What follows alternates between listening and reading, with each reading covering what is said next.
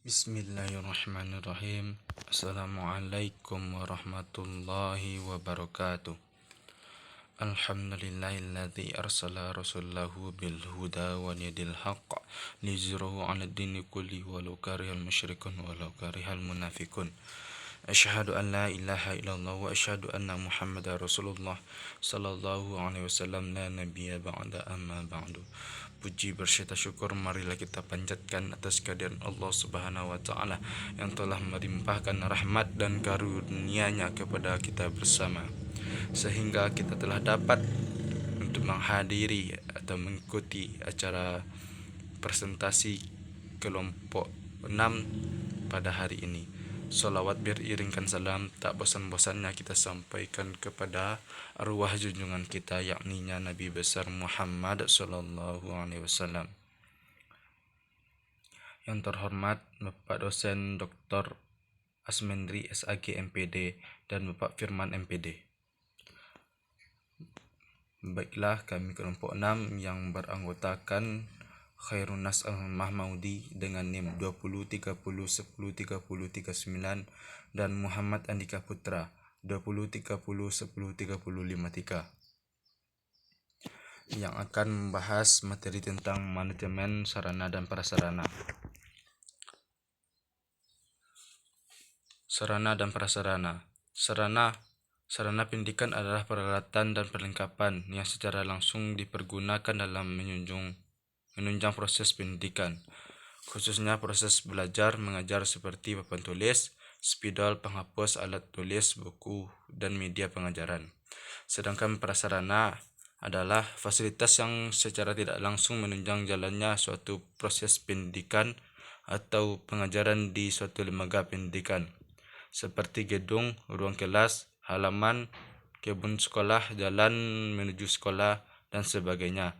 Namun apabila prasarana tersebut digunakan secara langsung untuk kegiatan belajar mengajar, misalnya kebun sekolah digunakan untuk kegiatan belajar biologi, maka kebun sekolah menjadi sarana pendidikan. Manajemen sarana dan prasarana. Manajemen sarana dan prasarana merupakan suatu kegiatan untuk mengatur dan mengelola sarana dan prasarana pendidikan secara efektif dan efisien dalam rangka pencapaian tujuan yang telah ditetapkan. Menurut tim pakar manajemen Universitas Malang, manajemen sarana dan prasarana adalah proses kerjasama pendayagunaan semua sarana dan prasarana pendidikan yang dimiliki oleh sekolah secara efektif dan efisien.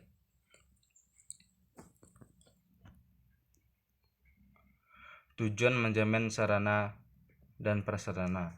1. Untuk mengupayakan pengadaan sarana dan prasarana sekolah melalui sistem perencanaan dan pengadaan yang hati-hati dan seksama, sehingga sekolah memiliki sarana dan prasarana yang baik, sesuai dengan kebutuhan sekolah dan dengan dana yang efisien.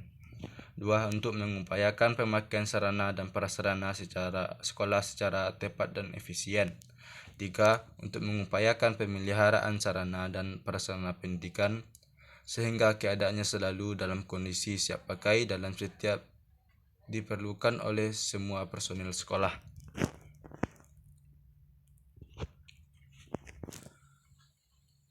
Prinsip manajemen sarana dan prasarana.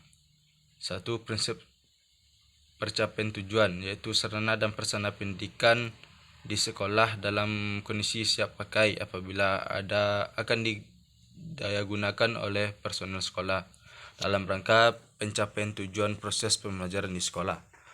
2. Prinsip efisiensi, yaitu pengadaan sarana dan prasarana pendidikan di sekolah harus dilakukan melalui perencanaan yang seksama sehingga dapat diadakan sarana dan prasarana pendidikan yang baik dengan harga yang murah. Prinsip administratif, yaitu manajemen sarana dan prasarana pendidikan di sekolah harus selalu memperhatikan undang-undang, peraturan, instruksi, dan petunjuk teknis yang diberlakukan oleh pihak yang berwenang. 4. Prinsip kejelasan tanggung jawab, yaitu manajemen sarana dan prasarana pendidikan di sekolah harus didelegasikan secara personel sekolah yang mampu bertanggung jawab.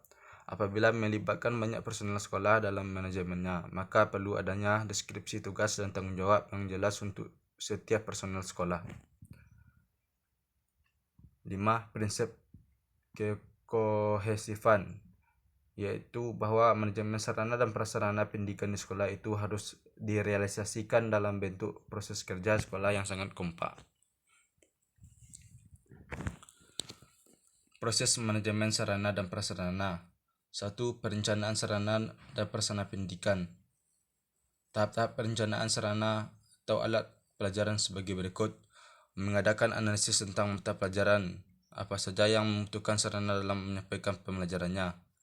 Apabila kebutuhan sarana yang diajukan pada guru melampaui kemampuan daya beli sekolah, maka diadakan seleksi yang berdasarkan pada prioritas terhadap alat-alat yang mendesak pengadaannya. 3. Mengadakan inventarisasi terhadap alat atau media yang telah ada. 4. Mengadakan seleksi terhadap alat pelajaran atau media yang masih dapat dimanfaatkan, baik dengan reparasi atau modifikasi maupun tidak. 6. Mencari dana apabila masih kekurangan dana dalam pengadaan sarana pendidikan. 7. Menunjuk seorang dalam melaksanakan pengadaan sarana dan prasarana.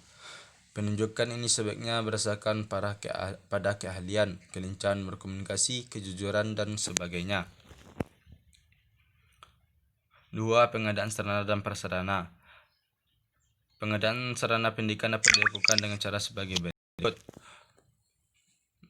1. Pembelian, artinya sarana pendidikan tersebut harus dibeli sesuai dengan ketentuan yang berlaku. 2. Membuat sendiri, yaitu sarana pendidikan dapat dibuat sendiri oleh sekolah. 3. Menerima hibah atau bantuan atau sumbangan dari pihak lain, dan menyewa atau meminjam, artinya sarana pendidikan diperlukan disewa atau dipinjam dari pihak lain dalam jangka waktu tertentu.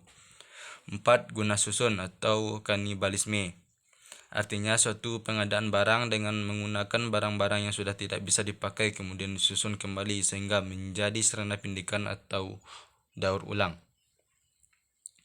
3. Pemeliharaan dan penyimpanan sarana dan prasarana. Kegiatan setelah proses pengadaan adalah pencatatan, penyimpanan, dan pemeliharaan sarana pendidikan. Pemeliharaan sarana dan prasarana sebenarnya memerlukan dana yang cukup besar. Ini tidak bisa dihindari. Tujuannya antara lain supaya sarana dan prasarana tidak cepat rusak, disebabkan pengaruhnya besar pada kesuksesan pendidikan. Macam-macam manajemen sarana dan prasarana. Ditinjau dari habis tidaknya dipakai. A. Sarana pendidikan yang habis dipakai. B. Sarana pendidikan yang tahan lama. 2. Ditinjau dari bergerak tidaknya pada saat digunakan. A. Sarana pendidikan yang bergerak. B. Sarana pendidikan yang tidak bergerak.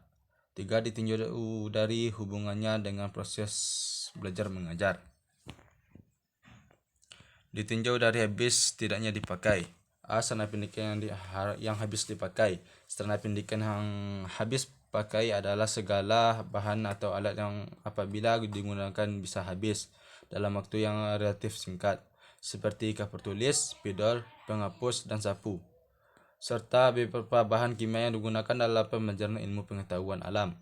B. Sarana pendidikan yang tahan lama. Sarana pendidikan yang tahan lama yaitu keseluruhan bahan atau alat yang dapat digunakan secara terus-menerus dalam waktu relatif lama, seperti bangku, kursi, mesin tulis, komputer, dan peralatan keluarga.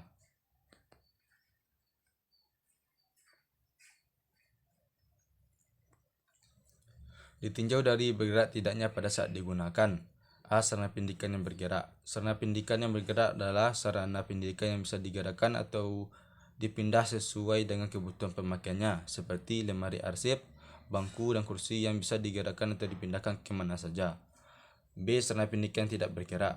Sarana pendidikan tidak bergerak yaitu semua sarana pendidikan yang tidak bisa atau relatif sangat sulit untuk dipindahkan, seperti tanah, bangunan, sumur, dan menara, serta saluran air dari PDAM, atau semua yang tidak berkaitan dengan itu seperti pipanya, yang relatif tidak mudah untuk dipindahkan ke tempat-tempat tertentu. Ditinjau dari hubungan dengan proses belajar mengajar. Dalam hubungannya dengan proses belajar mengajar, ada dua jenis sarana pendidikan. Pertama, sarana pendidikan yang secara langsung digunakan dalam proses belajar mengajar seperti kapur, tulis, spidol, alat peraga, alat praktik, dan media atau sarana pendidikan lainnya yang digunakan guru atau dosen dalam mengajar. Kedua, sarana pendidikan yang secara tidak langsung berhubungan dengan proses belajar mengajar, seperti lemari arsip di kantor. Adapun prasarana pendidikan bisa diklasifikasikan menjadi dua macam. Pertama, prasarana pendidikan yang secara langsung digunakan untuk belajar mengajar, seperti ruang teori, ruang perpustakaan, dan ruang praktik keterampilan, dan ruang laboratorium. Kedua, prasarana pendidikan keberadaannya tidak digunakan untuk proses belajar mengajar, tetapi secara langsung sangat menunjang terjadinya belajar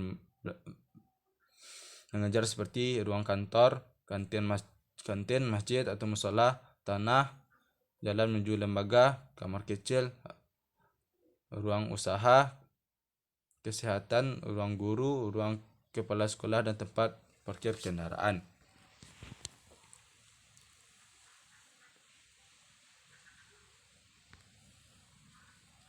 Mungkin itu saja yang bisa kami sampaikan.